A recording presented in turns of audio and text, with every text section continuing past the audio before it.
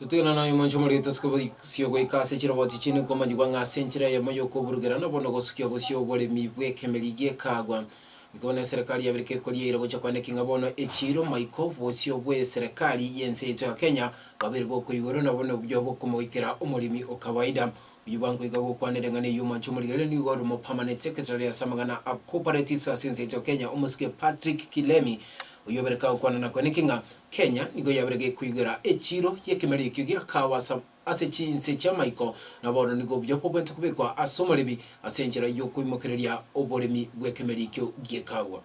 The global coffee map, we do not want to be a dot. We want to be a number that will be referenced. Because in Africa, Ethiopia is leading the way, Uganda is leading the way in exports.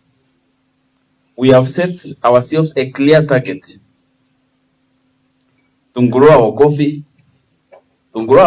production in this country. In fact, the target we have gotten by 2028, which is 2 years from now, is 150,000 metric tons, which is higher than the peak of this country. In this financial year, 2026-2027, the support is even bigger. The tools are even more bigger. Because you want to make sure that every farmer who digs a coffee hole gets a seedling at the right time. And we know the planting seasons in this country. We know in March and April planting season is in Western and North Rift. We know come October, November, the planting season in Mount Kenya and Eastern. We want to make sure that every farmer who digs a coffee hole has a seedling to plant.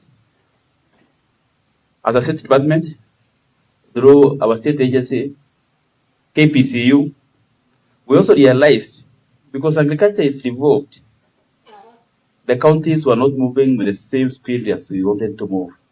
That is why we have recruited in everyone. First, the coffee map of this country, we have expanded now. 35 counties out of the 47 are planting coffee. 35. A farmer may produce excellent coffee, but remain invisible to the market.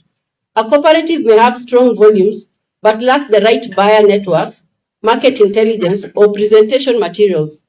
A buyer may be interested in East African coffee, but may not know where to begin, which producers are reliable, or which coffees meet the requirements.